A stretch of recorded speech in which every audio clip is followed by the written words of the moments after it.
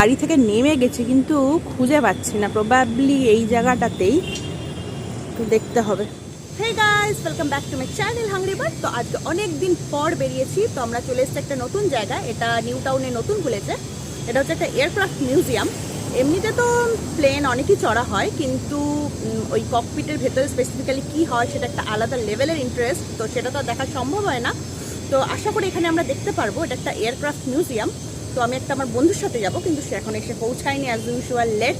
তো আমি ওয়েট করছি ওর জন্য, ও আসুক, তারপর আমরা একসাথে ঢুকবো আর দেখবো ওখানে ভেতরে কী কী আছে, আর তোমাদেরকেও দেখাবো। সাথে দেখো অনেকদিন পর বেরোলাম, তো খুবই এক্সাইটেড। সুন্দর এই পতাকাগুলো লাগানো থাকলে না বেশ দারুণ লাগে, মানে যেখানেই লাগাও না কেন একটা আলাদা অ্যাস্থেটিক বলবো না, একটা অন্যরকম ফিলিং হয়। আই থিঙ্ক আমরা এসে গেছি, this one probably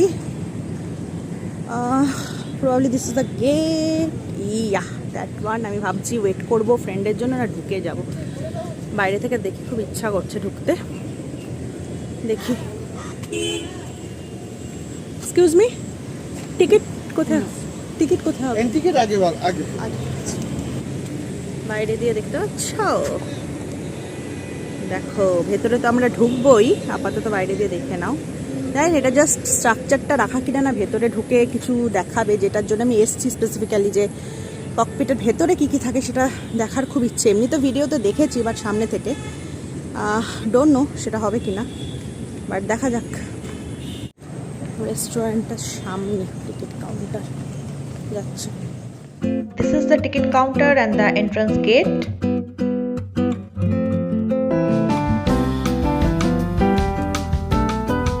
এসে গেছে আমার ফ্রেন্ড এট লাস্ট। সে হাই। হাই। আমরা এবার ঢুকছি, চলো। আমরা ঢুকে পড়লাম, তো ইনি টিকিট চেক করছিলেন এবং আমাদের বললেন যে এটা রেখে দিতে, কারণ আর একবার ওই প্লেনে ওঠার পর মানে ওই টাইমে একবার চেকিং হবে।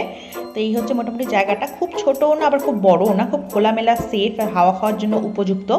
এদিকে একটা ছোট্ট পুকুরও আছে এবং সেখানে অনেক ফুল গাছ লাগানো আছে, তো মোটামুটি সাজানো গোছানো পরিষ্কার একটা জায়গা। তো আমরা যাবো আস্তে আস্তে প্লেনটার দিকে। একটা রানওয়ের মধ্যে প্লেনটাকে রাখা, আর এটা হচ্ছে একটা 360 ভিউ তোমাদের দিয়ে দিলাম, চলো। ওকে, তো আমার সাথে একটা ট্র্যাজেডি হয়ে গেল, মানে আমাদের সাথে, সবার সাথেই হচ্ছে, আমরা জানতাম না। ভেতরে ফোন অ্যালাউড না, তো কিচ্ছু ক্যাপচার করতে পারিনি, সরি ফর দ্যাট। কারণ ওদের কী সব ম্যাগনেটিক কী সব তৈরি হবে, তারপরে প্লাস এটা হচ্ছে কি নাকি ডিফেন্স প্লেন, তো সেটার জন্য কোনো রকম ভিডিও অ্যালাউড না, ইভেন ফটো অ্যালাউড না, ফোন সুইচ অফ করে তারপরে ঢুকতে হয়েছে। তো সরি ফর দ্যাট, কিছু শেয়ার করতে পারলাম না। বাট আমরা এখন খুবই হতাশাগ্রস্ত হয়ে বাড়ি যাব না, আমরা এখন যাবো একটা অন্য কোথাও, জানি না কোথায়, ঘুরতে ঘুরতে যেখানে পারবো ঢুকে পড়বো। তো চলো দেখি কোথায় যাওয়া যায়। SNU মানে সিস্টার নিবেদিতা ইউনিভার্সিটি, এটা মোটামুটি ওই নারকেল বাগানের যে মানে গোল গোল জায়গাটা, ওখান থেকে যদি ইউনিটেকের দিকে যাও তার বাঁ হাতে পড়বে এই জায়গাটা। এটা একটা ইউনিভার্সিটি, এখানে মোটামুটি ইঞ্জিনিয়ারিং, মেডিকেল, ফার্মেসি সব কিছুই হয় কোর্সেস, যা দেখলাম। তো এটা ঢোকার রাস্তাটা, এর ভেতরেই অ্যাকচুয়ালি একটা ক্যাফে আছে যেটাতে আমরা যাব।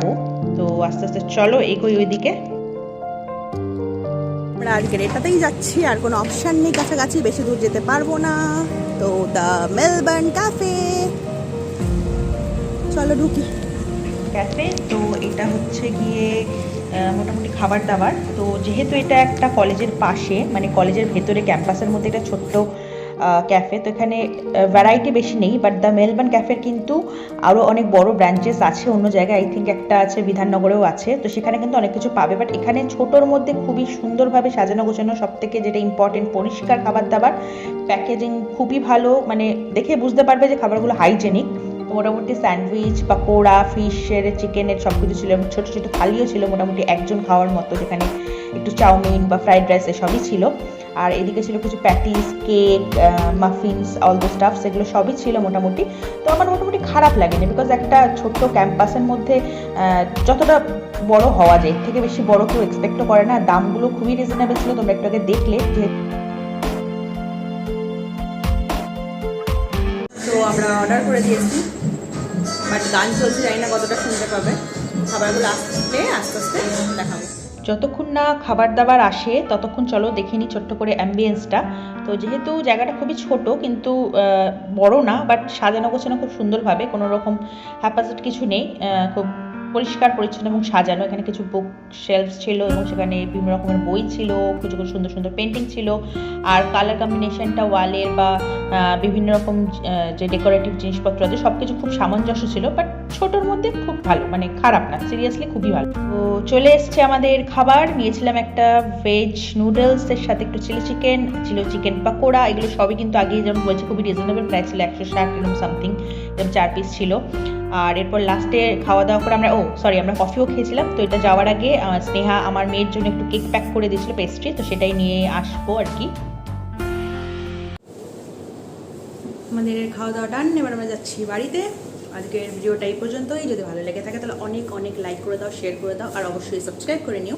আর বেল আইকনটাও যদি প্রেস না করো তো সেটাও করে দিও। আজকে এই পর্যন্তই, টাটা, বাই।